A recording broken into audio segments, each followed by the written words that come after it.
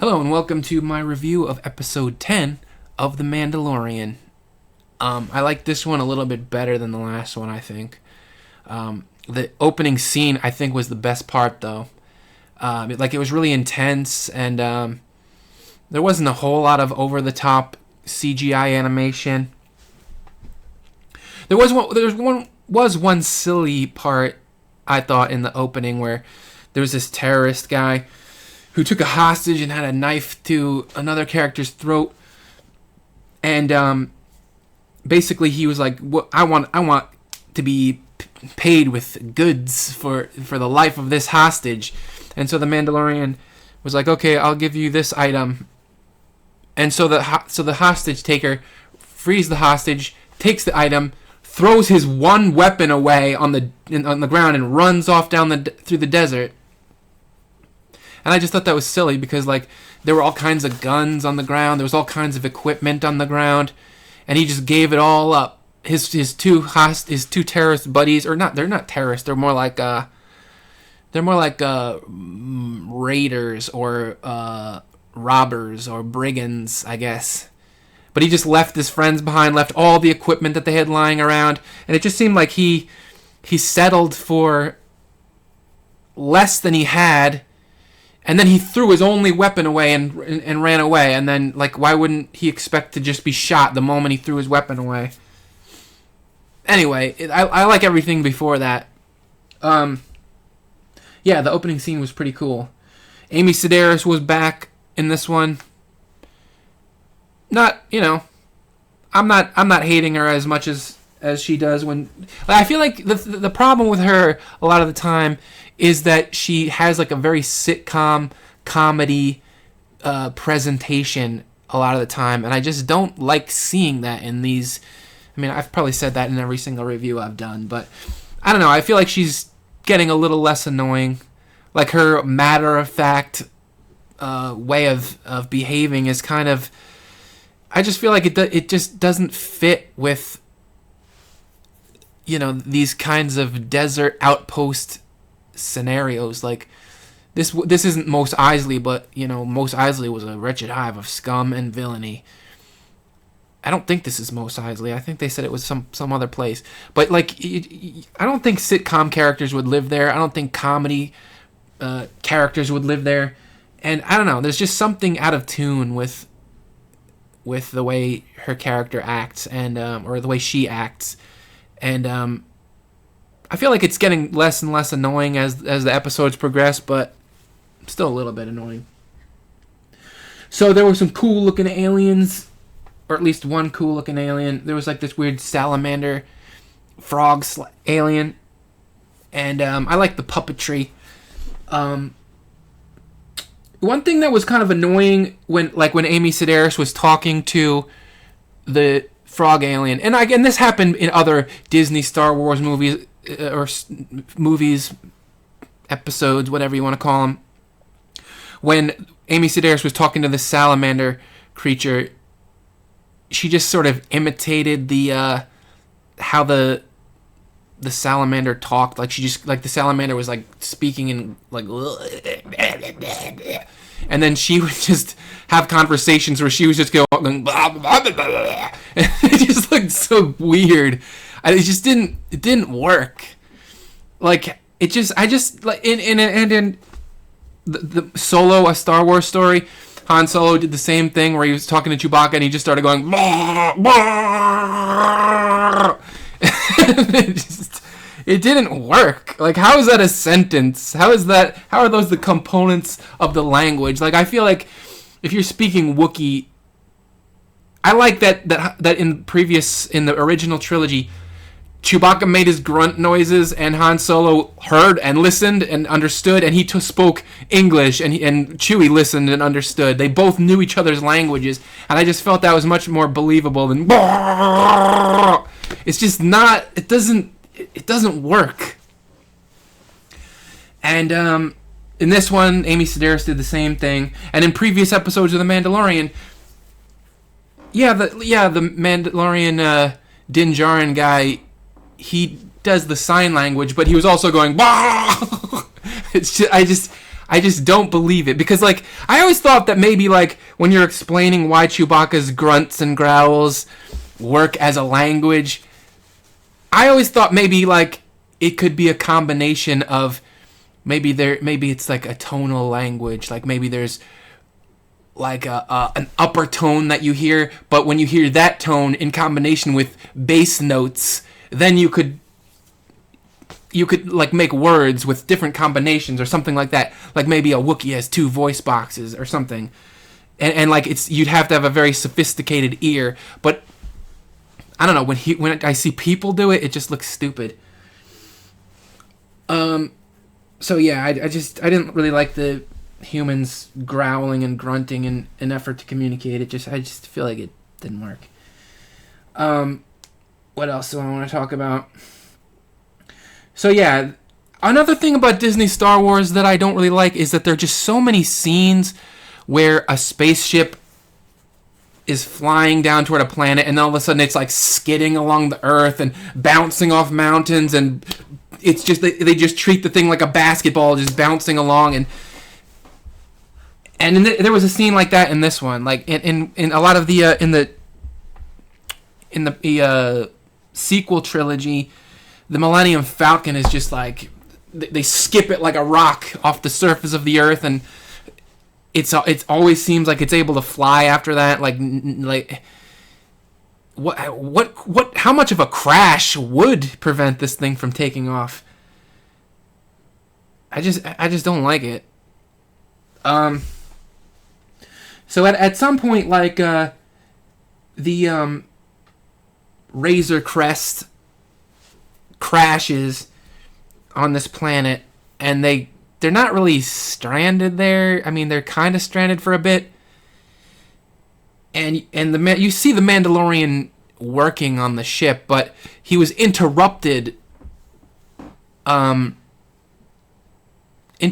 Baby Yoda, and like I never really felt like he made any substantial repairs to his ship. But I don't know, maybe that's something you don't need to know. Maybe, like, he did say, yeah, I fixed the hull later in the episode, but I just thought that was weird. And I was under the impression that the Razor Crest was the model of the ship, not the name. But maybe I'm wrong. Is the model the Razor Crest? Because I thought the blue Star Trek alien from the first episode was like, Razor Crest, huh? And then he made a comment about how that model was either archaic or not seen anymore or something like that. I don't know. I was under the impression that was the model, not the name, but whatever. What else? Yeah, I like how Baby Yoda he just eats everything that hoves into his field of vision. And at the time, like in this episode, Baby Yoda was just eating stuff.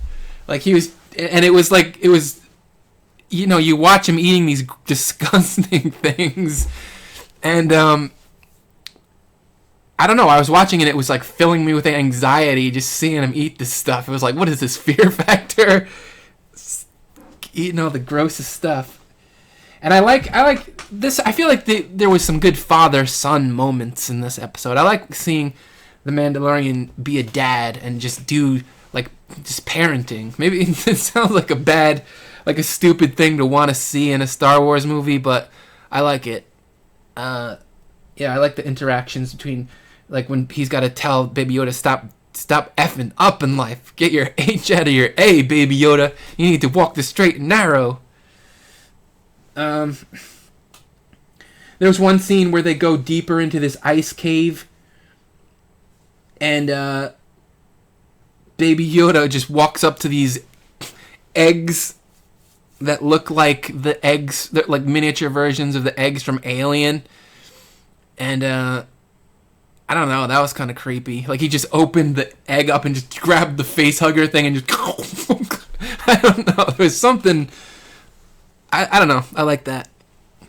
There was a lot of like crazy goofy CGI. Like, sometimes I feel like CGI just ruins everything, because CGI allows you to do anything, and so people they think, oh, we can do this, so let's do it. It's like the Ian Malcolm line where you were so busy thinking about what you could do, you didn't stop to think about whether you should do it. And so there was some goofy CGI like there was one scene where they were being chased through the cave, and the salamander lady, she just starts, and like the actor that was wearing the Muppet suit kind of seemed like fragile and boxy in terms of movement, and just didn't seem very athletic, didn't seem very durable. But when they were running, the salamander lady just got down all fours and started leaping, and the animation of her leaping was just so fluid and cartoony, and didn't look anything like the way the bone structure of the actual actress looked. And I thought that was kind of didn't really flow, just was inconsistent. And when they were running through the cave, I kind of feel like I have to give this a pass because the ground was icy, but it just looked like they were barely moving, and maybe they weren't moving very fast because the ground was icy. But the things that were chasing them were just like, it seemed like they were moving so fluid and fast, and it was just like, they haven't caught up to these people yet. And there were a couple times when they got surrounded, but then they just escaped again without without doing much more than awkwardly running and taking little baby steps and barely making any progress. Somehow they outran them. What else do I want to talk about? There was one part where the Mandalorian, after the crash, the Mandalorian was just like, yeah, I'm gonna lie down and go to sleep, and then like the salamander lady gave him this inspiring speech to get him to stand up and just keep putting one foot in front of the other. And I don't feel like that was the Mandalorian's character. Like, I feel like the Mandalorian is so procedural, and he's just like emotionlessly like, okay, what's the next thing I gotta do? Like, I was reading this book called Deep Survival by Lawrence Gonzalez, and it's a book about how what kind of mentality what kind of mentality do survivors have, and what kind of mentality do people who die have. And in that book, the guy was talking about how people who die in the wilderness die because they just lie down and give up. And people who survive, they don't give up. They just keep saying, what's the next thing I gotta do? What's the next thing I gotta do? What now? What now? What now? And I felt like that second personality is more like what I've seen so far in these episodes of the Mandalorian's character. And I don't know, that scene where she gave him this like heartwarming, inspiring speech, it just seemed out of character for him. Like, I feel like he would have just been, all right, what's the next thing I got to do? I don't think he would have just maybe he was tired and he was going to do things when he woke up, but I don't know. I just feel like he's more of a man than that. Like, I feel like he would keep doing what he was doing whether he was tired or not. He just seems like greatest generation level motivated. Anyway, the salamander lady, even though I didn't like how she moved when she was jumping around and the way they animated her, I feel like they did a good job in terms of like making you feel sympathy for her. Like the puppeteers or animators or whatever it was that were responsible for making that character look alive, I feel like they did a much better job than half of the human actors. Like, I feel like most of the supporting cast in this series, they just seem like sitcom characters. They don't seem like they're really in the world. They don't seem like they're taking it seriously. They don't seem like they've had any life experience. They just like, oh, we're in a silly Star Wars cartoon. Like I'm not even invested in this. I don't even understand what's going on. But the puppeteers did it right. Let's see. What did I write here? Oh, there was one part where they were running back to the ship and this gigantic beast was chasing them. And the giant beast like had these claws and he punctured the the glass inside the cockpit 2 times. And then they dealt with the beast scenario, and like they got rid of it. And then I guess there's a little bit of time passed, and then the Mandalorian was like, yeah, I fixed the ship.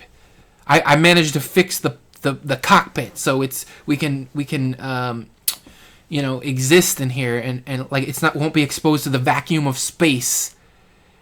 And I just thought, like, wait, they fixed the glass? They couldn't fix any of that other stuff, but they fixed glass, like strong space glass that's strong enough to keep out the vacuum of space and keep the ship pressurized. Like, of all the things you have, of all the spare parts you'd have, I would expect you to have on a spaceship, gigantic glass windows just seem like would you have that? How did you fix the glass? Maybe he just like took a blowtorch and melted the glass closed. I don't know. Can you do that? But anyway, what else? Oh, I think I talked about everything. Yeah, I feel like I like this episode a bit better than the last one. I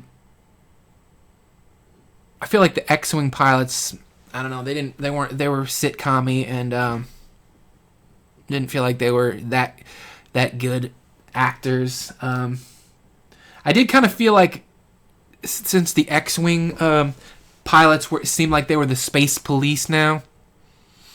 When I first watched this episode, I kind of felt like they in their confrontation with the Mandalorian, they kind of let him off easy. And I just felt like, did the cops ever let people off easy? Like, maybe if you got huge boobs, they'll let you off easy. But do they do that for, like, a man? I don't know. Like, it just seemed like they weren't going to take him in. Like people get shot for running from... Well, maybe they don't get shot for running from the police, but they often get their asses beat. There's often repercussions for running from the police. Yeah,